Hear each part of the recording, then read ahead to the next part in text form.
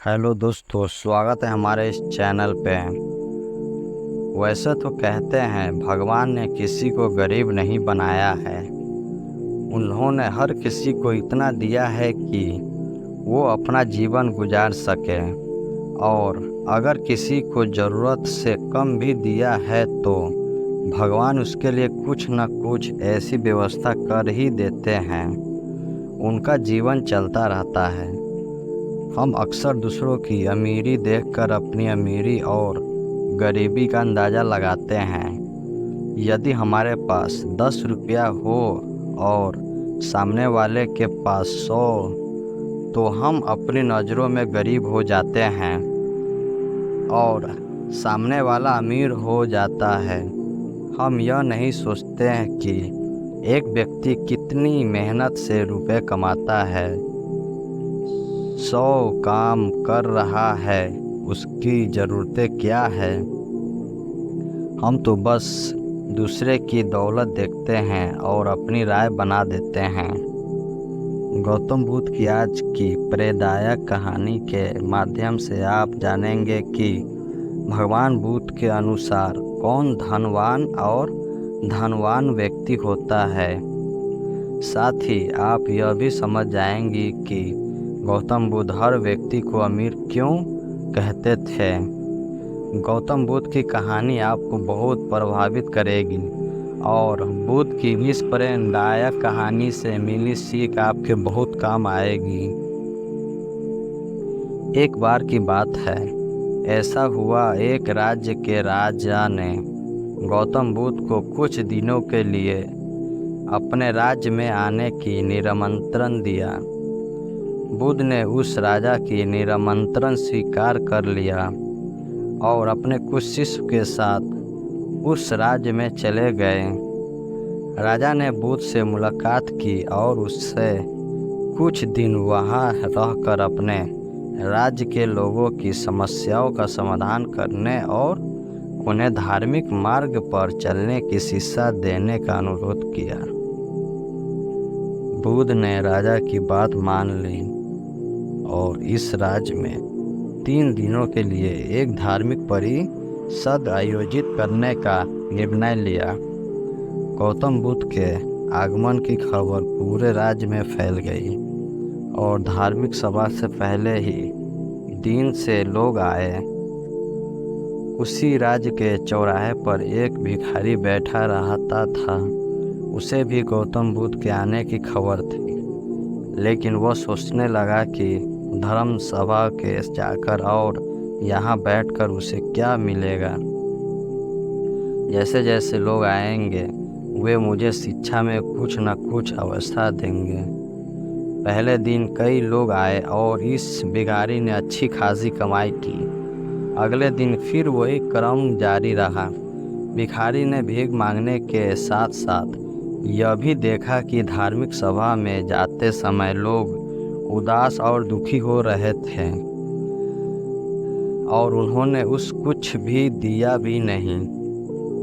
जब वह बुद्ध से मिलकर वापस आता है तो बहुत खुश दिखता है और खुशी खुशी भिक्षा भी देता है। यही सोचते सोचते दूसरा दिन भी बीत गया। तीसरे दिन जब बहुत कम लोग आए तो भिखारी परेशान हो गया। उसने कमाई नहीं की। उसने सोचा कि बुद्ध तो सबकी समस्याओं का समाधान दे रहे हैं, तो क्यों ना मैं भी उसके पास जाऊं और अपनी गरीबी दूर करने का उपाय पूछूं। ऐसा सोचकर वह भी धर्मशाला में गया, लेकिन वहां लंबी कतार थी। बड़ी मुश्किल से उसकी बारी आई। बुद्ध के पास पहुंचकर उसने प्रणाम किया और कहा, प्रभु, इस गांव में सभी लोग सुखी हैं और सभी लोग धनवान तथा सुख सुविधा संपन्न हैं, फिर मैं गरीब क्यों हूँ। तुम गरीब हो क्योंकि तुम हमेशा दूसरों से मांगते रहते हो, लेकिन कभी किसी को कुछ नहीं देते हो। भगवान बुद्ध ने उस भिखारी को देखा। आपको लगता है कि लोग तुम्हें भीख में बहुत सारा धन देंगे, लेकिन आप किसी को बदले में कुछ भी नहीं देना चाहोगे। यह सुनकर भिखारी बड़े आश्चर्य से बोला, हे प्रभु, क्या मैं लोगों को कुछ दूंगा? मैं भिखारी भीख मांगकर ही गुजारा करता हूँ। मेरे पास देने को आखिर है क्या? बुद्ध कुछ देर के लिए चुप हो गया और कुछ देर रुककर बोले, तुम बहुत मूर्ख हो। भगवान ने तुम्हें और हम सभी को किसी को देने या दूसरों को साथ बांटने के लिए बहुत कुछ दिया है। आपने एक मुस्कान दी है जिसे आप दूसरों के साथ साझा कर सकते हैं और उन्हें आशा और उम्मीद दे सकते हैं। तुम्हें आवाज़ दी गई है जिससे तुम मीठे बोलकर लोगों की प्रशंसा कर सकते हो। तुम्हें 2 हाथ दिए गए हैं जिससे तुम दूसरों की मदद कर सकते हो। तुम्हें एक स्वस्थ शरीर दिया है जिससे तुम भीख मांगने के बजाय कड़ी मेहनत कर सकते हो।